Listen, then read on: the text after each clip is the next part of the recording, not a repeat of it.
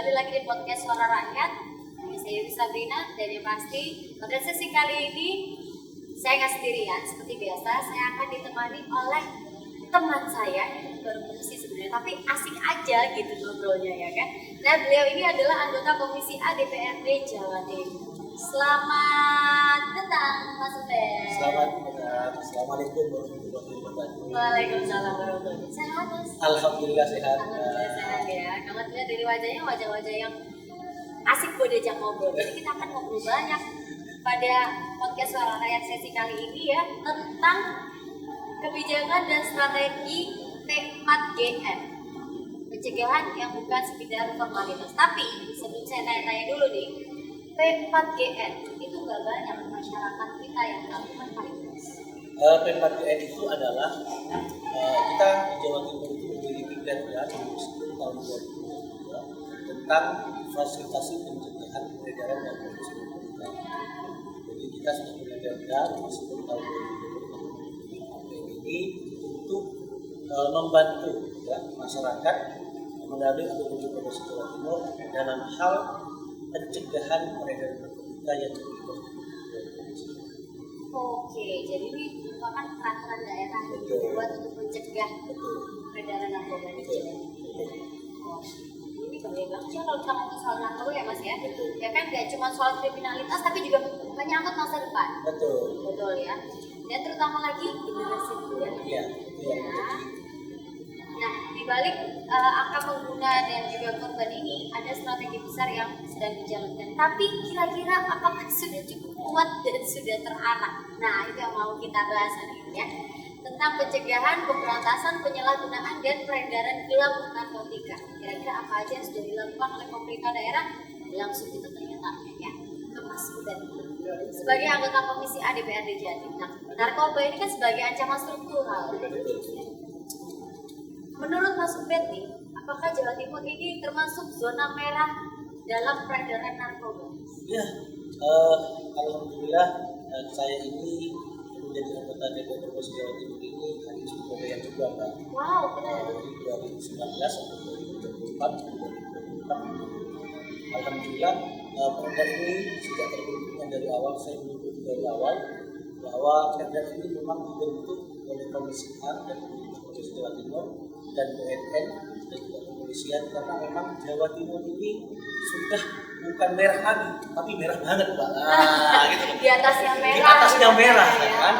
Karena apa? Sesuai dengan data yang kami peroleh bersama-sama dengan BNP dan Provinsi Jawa Timur bahwa dari 8.501 desa dan kelurahan di Jawa Timur tidak ada satupun yang tidak terjamah narkoba. Desa dan kelurahan.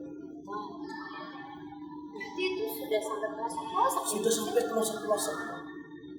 Ngeri banget sih ini sih. Berarti siapa nih kelompok yang paling rentan jadi sasaran peredaran gelap narkoba saat ini? Kalau udah masuk desa sudah, berarti yang paling rentan apakah sampai ke anak-anak juga? Ya, betul. Jadi perda ini memang ya, kita rancang bagaimana perda ini bisa mengakselerasi, karena penuntasan terkait dengan narkoba ini tidak bisa sepenuhnya kita berikan kepada mereka. Kalau dikit-dikit dihukum, dikit-dikit Pak. Ya. Di jumlah lapas di Provinsi Jawa Timur ini 70% isinya, ya 70% isinya lapas di Jawa Timur ini adalah penjara. Nah, ini lebih luasnya ya. Nah, lebih spesifik lagi siapa sih yang sebenarnya menjadi korban utama dari peredaran narkoba bisa seperti itu. Pertama tentunya generasi milenial, anak-anak muda produktif, di mana mereka itu usianya dari SMP, SMA sampai perguruan tinggi. Ya.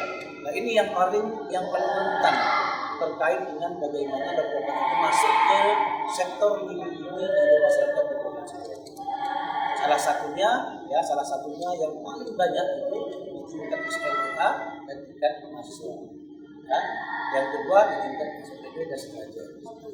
Nah, tetapi tidak menutup kemungkinan, gitu ya, kalau kita melihat dari polanya, ya, bahwa narkotika ini akan masuk ke orang yang lebih kecil lagi, seperti tingkat dasar, ya, bahkan kalau bisa sampai tingkat TK. Karena apa? Ya, karena apa?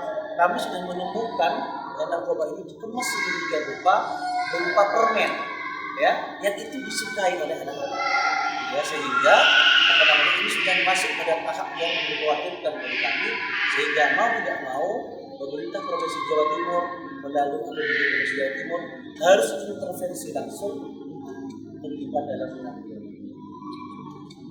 Ternyata sasarannya sudah mulai ke anak sekolah. Sekolah yang paling dasar, Yang paling dasar. yang paling dasar itu yang menjadi kekhawatiran kami. Menurut Mas Bet, gimana sih Komisi A memandang narkoba ini? Apakah hanya urusan keamanan atau sekarang ini malah sudah jadi krisis sosial dan pembangunan? Ya itu, kami dari Komisi A ini memandang bahwa bukan soal narkoba ini bukan soal apa namanya, soal terkait dengan keamanan, Ya. tetapi sudah menyangkut kepada hal-hal sosial lain. Ya. Karena dengan orang yang sudah ini oleh narkoba, ya, sudah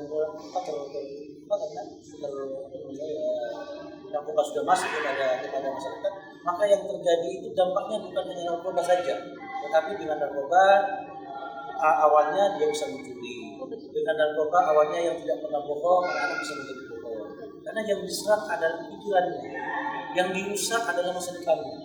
Nah, ini yang menjadi kekhawatiran kita. Kalau tidak ada satupun desa yang bebas narkoba, berarti kan ini sudah alarm ini. Pemerintah harus masuk, gitu ya. Baik dalam hal segi pendidikan, yang lebih penting pemerintah harus melakukan sosialisasi ini kepada keluarga. Karena hal yang paling kecil, yang paling dekat dengan masyarakat itu bahwa anak kita adalah baik itu. Orang tua harus betul-betul tahu terkait dengan bagaimana bahayanya. Oke, tadi Mas Ubed membahas soal tentang narkoba masuk ke rumah dan ke desa. Pernah tahu ceritanya langsung nggak? Atau mungkin ada yang cerita ke Mas Ubed ya, bahwa peredaran narkoba di pelosok-pelosok desa itu sudah makin gencar. Ada cerita nggak? Bukan cuma cerita, Mbak. Saya melihat dengan mata kepala saya sendiri, ya. Di desa saya, di Bondowoso itu, di desa saya, di desa Pamansan itu, banyak teman-teman saya itu yang hari ini tetap menyediakan narkoba di desa saya. Ada di desa saya itu. Pondok pesantrennya banyak, ada 4 ya, ada 4 pondok pesantren. Tetapi kan narkoba ini tidak mengenal pondok pesantren, tidak mengenal apapun. Karena yang menyerang narkoba ini adalah oknum, ya, oknum yang mengemas sedemikian pada narkoba ini, ya, agar menjadi menarik dan dikonsumsi oleh masyarakat banyak, ya, tetapi tanpa memperhatikan bagaimana masa depan itu. Jadi saya itu betul-betul melihat, ya, di Jombang itu bahkan ada salah satu oknum sebenarnya rumah agama di bagian tetangga, ya,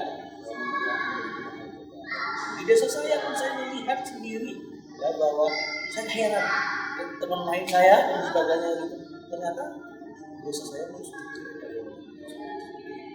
bahkan saudara saya kan ada yang nah, ini menjadi sesuatu yang mengkhawatirkan bagi saya sebagai wakil dari rakyat, ya. Mau tidak mau pemerintah Provinsi Jawa Timur wajib intervensi dalam hal anggaran membantu pemerintah dalam hal ini kepolisian, kejaksaan, dan hukum dalam hal ini. Boleh tahu mungkin dari Mas Ubed punya kenalan dari aparat itu penegak hukum terkait tentang kasus narkoba yang sudah mulai masuk merajalela ke desa-desa ini. Bagaimana peran penegak hukum, aparat, teman-teman aparat hukum yang ada di sekitar lingkungan atau daerah situ? Kita tahu bahwa daerahnya mereka sudah dimasuki. Ya, Perda Pemkab ini, Perda nomor 10 tahun 2022 terkait ini merupakan permintaan, ya. Ini merupakan permintaan langsung dari Provinsi Jawa Timur dan juga Kepolisian Jawa Timur untuk bisa mengakomodir, ya, untuk bisa mengakomodir Provinsi Jawa Timur itu dalam hal membantu untuk karena mereka ini sudah mulai kewalahan. Dari aparat kepolisian, ya, sebagai lembaga penegak hukum yang diberikan oleh negara dan BNN ini sudah mulai kewalahan dalam rangka menangani terkait dengan narkoba ini. Saya beri contoh aja. Sebulan yang lalu saya itu ke Polres Lumajang, ya, ke Polres Lumajang. kebetulan kondisi awal ini kerjaan saya yang mewakili Kapolres itu di Lumajang yang sekarang ini baru 80 hari diangkat menjadi Kapolres. Ya. Tetapi dia sudah menangkap 80 orang pengedar narkoba. Itu tiap hari nangkap Berarti tiap hari satu gitu ya. menangkap satu orang pengedar. Bayangkan kalau dia ditangkap itu bukan cuma pengedarnya, tapi penyalahgunanya. Makanya masalah kita ada karena bukan tidak. Sehingga, gitu ya, rehabilitasi itu menjadi penting. Tapi sebelum masuk ke ranah rehabilitasi, maka peran keluarga sangat penting dalam kesuksesan peran Karena keluarga tempat pertama mereka untuk menjabat apa ya namanya ketahuan ya dari orang tua masing-masing gitu ya. Oke. Ini makin menarik, maksudnya tuh kita ngomongin ya. Power jangan kemana-mana, kita akan kembali lagi ke segmen selanjutnya masih di podcast Suara Rakyat.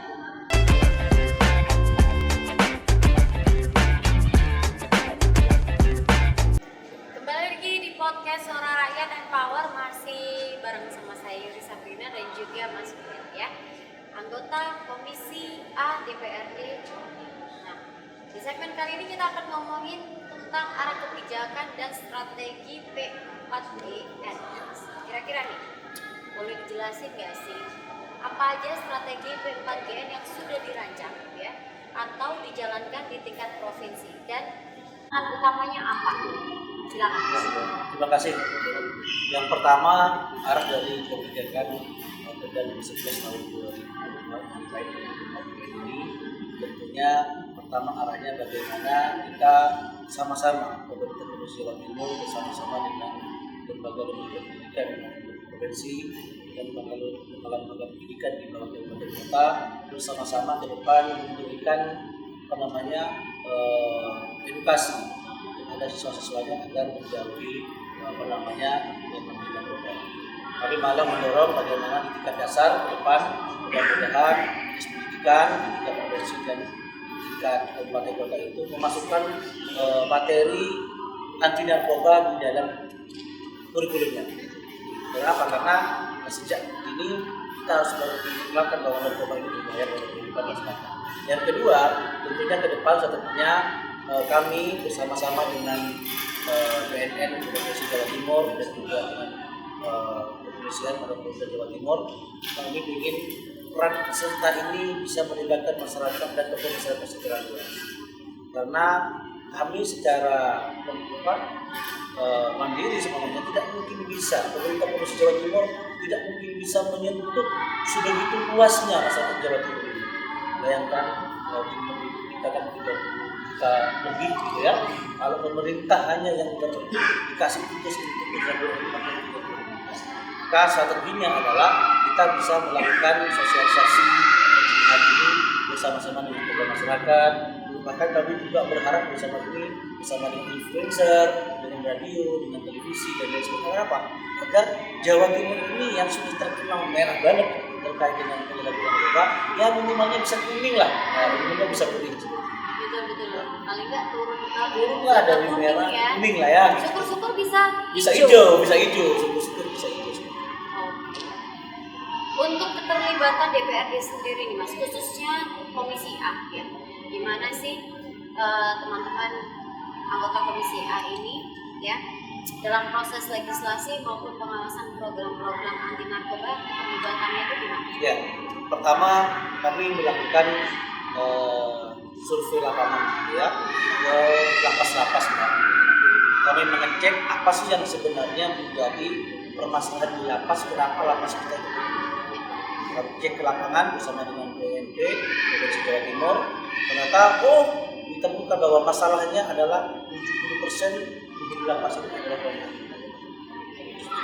Yang kedua, sehingga setelah kami mengetahui bahwa narkoba orang yang masuk ke lapas itu sangat kami khawatirkan, Pak. Karena orang kalau yang ditangkap itu adalah pengguna dan dimasukkan ke lapas gitu ya.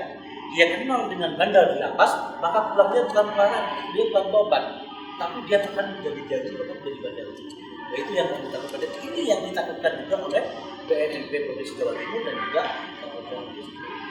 Oleh karena itu kami berperan aktif gitu ya agar Kesbangpol sebagai lembaga daripada Provinsi Jawa Timur ya yang bisa kami berikan leading sektor di negara ini untuk bisa melakukan sosialisasi pencegahan terhadap narkoba ke semua lini masyarakat ya, ke semua instansi baik itu instansi vertikal ataupun instansi-instansi berbagai Jadi itu yang sudah dilakukan. harus dilakukan survei tentang kunjungan ya pemantauan. Dan apakah sudah ada perda atau regulasi khusus yang mendukung pelaksanaan P4GN ini Mas di daerah?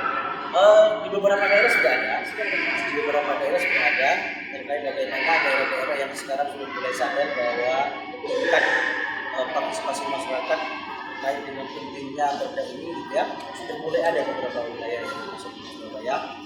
Tetapi kami merasa ini perlu bahwa 38 kabupaten kota ini harus mengadopsi perda ini. Kenapa? Ya karena sebenarnya kan yang lebih berkepentingan itu bukan provinsi, tetapi pemerintah kabupaten kota. Provinsi ini hanya menjadi koordinator, ya. Yang mempunyai wilayah kan kabupaten kota. Makanya kami berharap kepala daerah yang nanti ini sudah mulai terpilih, ya kan, yang sudah aktif bisa mengadopsi perda nomor 10 tahun 2022 tentang P4GN ini untuk diadopsi di tingkat kabupaten kota. Dan tapi jangan cuma diadopsi, ketersediaan anggarannya pun harus dipenuhi. Kenapa? Karena BNN juga tidak mempunyai anggaran yang banyak, Provinsi Jawa Timur juga tidak mempunyai anggaran yang banyak dalam hal pembiayaan dalam hal pencegahan inflasi. Kalau misalkan anggarannya nggak banyak, terus gimana ini bisa berjalan? Ya nggak sih? Tentunya kan masyarakat pemerintah dan masyarakat harus kreatif, ya, melakukan strategi. Ya jangan lantas karena anggaran tidak ada, tidak banyak, tidak berjalan, kan? Yang dimaksimalkan saja anggaran yang ada, tapi dengan cara yang produktif. Nah, hari ini mungkin harapan kami pemerintah Provinsi Jawa Timur mewakili karena kami DPR Provinsi Jawa Timur bisa mengajak seluruh elemen masyarakat, khususnya ibu rumah tangga, ya, di rumah, ayo sama-sama perhatikan anak-anak kita, lihat prestasinya, lihat perilakunya, gitu ya. Kalau semuanya sudah mulai ada hal-hal yang menyimpang, coba dicek apakah mereka sudah terutama sudah mengenal atau tidak dari sebelumnya. Ini sebagai pencegahan. Yang kedua tentu kami ingin menggandeng seluruh tokoh agama, seluruh influencer, seluruh TV dan radio, semuanya yang berkaitan dengan masyarakat secara luas untuk sama-sama memberikan edukasi. Nih, ayo jauhi narkoba, karena narkoba ini apapun bentuknya, gitu ya, apapun bentuknya itu merugikan terhadap masa depan kita sendiri. Betul sekali. Berarti edukasi paling penting sedini mungkin itu sebasic mungkin dimulai dari keluarga ibu-ibu nih ya, Power Rangers, Bunda Budi, mama-mama muda, mama-mama cantik ya. Jangan lupa anaknya dicekin ya. Nah, itu juga bikin worry ya Mas ya. Iya, betul. Kita nggak pernah tahu masuknya dari mana-mana. Betul, masuknya dari ya. mana. Itu dia. Nah, kalau ngomongin soal desa ya, Ya. tadi Mas Zubed sebutkan di awal. Apakah pemerintah desa dan kelurahan juga dilibatkan secara aktif dalam strategi pencegahan berbasis komunitas? Ya, sebenarnya memang rencana kami seperti itu. Oke. Tapi keterbatasan anggaran itu mempengaruhi ya terhadap efektivitas dari kegiatan tersebut. Ya, saya tadi bilang Kesbangpol sebagai lembaga pemangku perda ini itu tidak punya anggaran yang cukup untuk bisa melibatkan komunitas yang sedemikian besar seperti itu. Makanya tanpa bantuan pemerintah kabupaten, tanpa bantuan ibu-ibu rumah tangga atau bantuan komunitas itu secara sadar mandiri gitu ya, tentunya kami akan terus kita. Tapi kami yakin dengan bersama-sama kita meningkatkan kesadaran masyarakat melalui perda ini. Tentunya kami berharap bahwa pemerintah dari Provinsi Jawa Timur dan Kabupaten Kota bisa lebih serius lagi, ya, menggandeng membuat strategi yang betul-betul bisa mengurangi pergaulan. Kami cukup khawatir kami cukup khawatir dari DPR cukup khawatir. Kalau caranya masih seperti ini, maka ya saya tidak tahu lagi harus apa yang saya katakan 5 tahun ke depan karena sudah bukan merah banget. Jadi hitam mungkin ya. Bisa hitam lah ya, di atas merah mungkin ya. Ini menarik sekali. Kita masih ada satu segmen lagi bersama dengan Mas Ubed ya. Jadi jangan kemana-mana ya, Power masih tetap di podcast Suara Rakyat.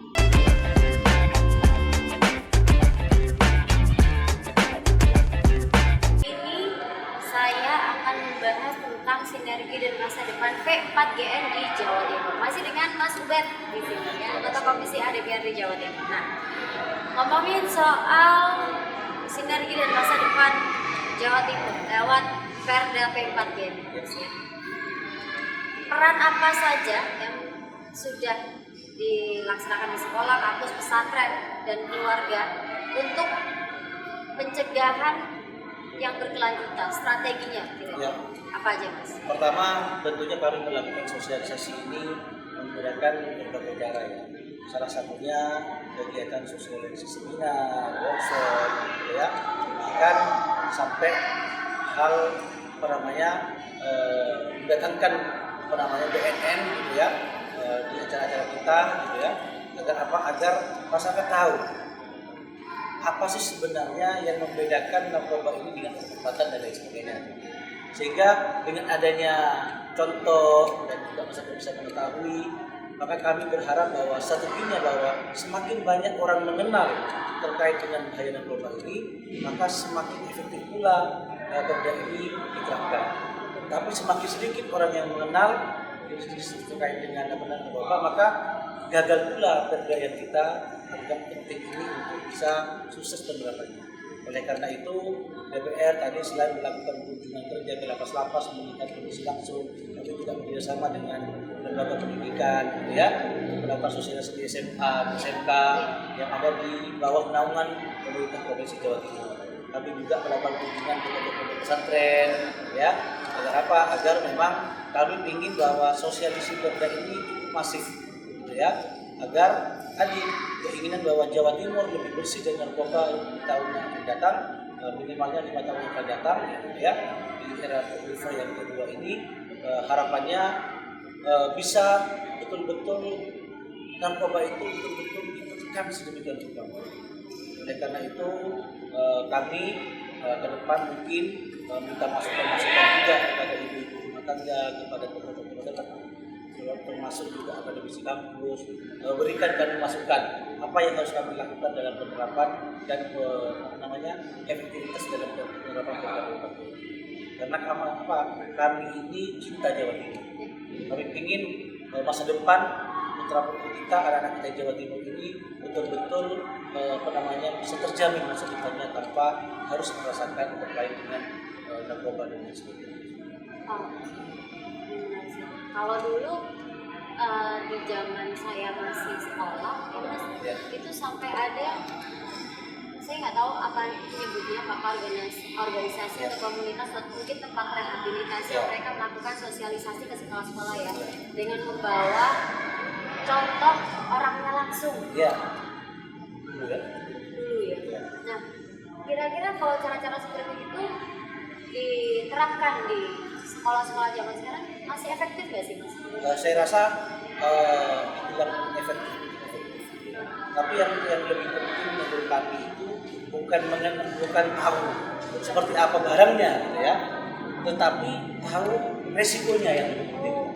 Nah, makanya kami lebih bagaimana pencegahan itu menggandeng dari BNNP Provinsi Jawa Timur agar pencegahan ini mereka tahu bukan bagaimana mereka memegang barangnya, tetapi contohnya pun kami bawa, kami minta BNN bawa.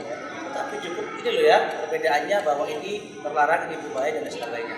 Tetapi yang lebih penting bagaimana persepsi masyarakat, yang lebih penting bagaimana pengetahuan masyarakat bahwa narkoba ini apapun jenisnya, gitu ya, ini betul-betul bisa merusak masa depan putra putri kita, anak-anak bangsa kita dan generasi kita. Kalau tidak ditangani secara komprehensif. Oleh karena itu, sekali lagi kami tidak mungkin bisa menerapkan perda ini secara efektif tanpa bantuan dari semua elemen masyarakat.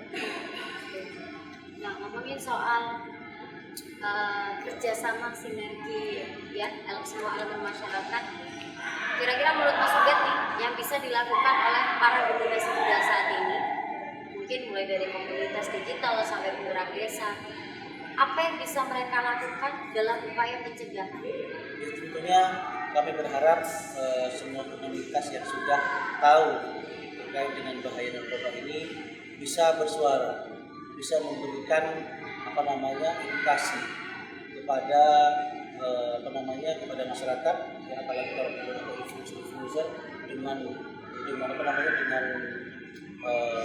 ini yang banyak, pengikutnya yang banyak, terutama harus menjadi contoh, ya, harus menjadi contoh bahwa mereka tidak boleh terlibat ataupun memakai dalam hal itu.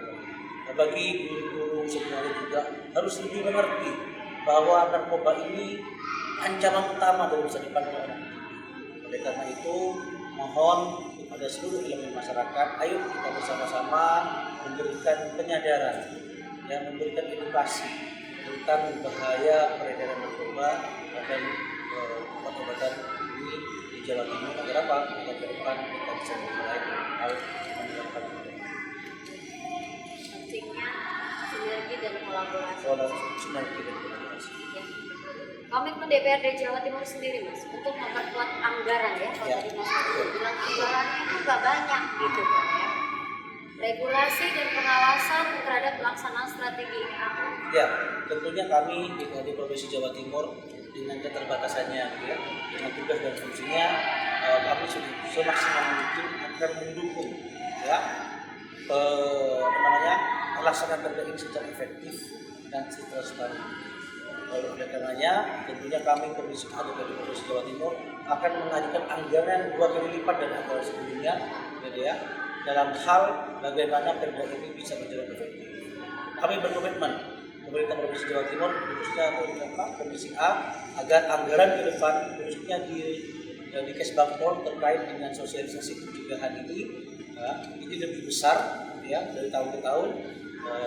Mudah-mudahan perjuangan kami ini menjadi awal untuk membangun kesadaran, ya, membangun kesadaran pemerintah kabupaten kota dan juga pemerintah Provinsi Jawa Timur, ya, meminta gubernur tolong ini Kesbangpol ditambahin gubernur terkait dengan terkait dengan bagaimana Perda nomor 10 tahun 2022 tentang PPKM ini agar terlaksana dengan baik, agar tersosialisasi dengan maksimal di seluruh jajaran desa, kelurahan ataupun kabupaten kota.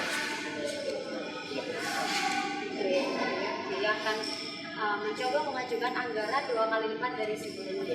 Semoga bisa di-ACC ya. Aduh, amin. Karena kan itu juga keperluannya kan kembali lagi ke masyarakat. Betul, ya. ke masyarakat.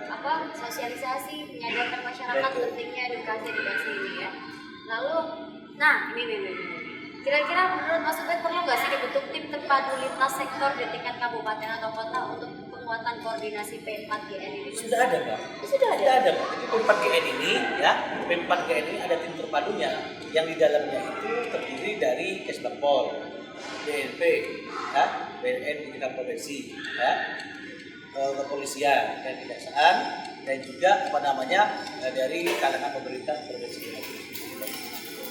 Di kabupaten kota juga sama, tapi karena P4GN ini satuan tugasnya tidak semuanya ada masih, tapi hanya di sebagian yang ada, ya, sebagian yang ada. Kami mendorong bahwa pelaksanaan tugas terkait dengan sinergi ini bisa dibentuk di semua kabupaten kota. Nah, mudah-mudahan dalam waktu yang tidak begitu lama, kami Komisi A di Provinsi Jawa Timur akan mengunjungi lagi seluruh kabupaten kota untuk menanyakan apakah pelaksanaan tugas tugas bersama ini, ya, sudah terbentuk.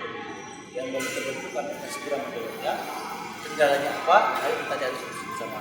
Tapi yang sudah terbentuk, kinerjanya seperti apa? Kinerjanya seperti apa? Akan ada evaluasi. Akan ada evaluasi. Jangan hanya nangkut-nangkut saja. Iya. Ya, harapan kami bukan unsur penegakan hukumnya yang didahulukan. Itu itu juga penting Mbak. Tapi pencegahannya, ya, sosialisasinya yang kita masukkan. Pentingnya ngecek juga ya.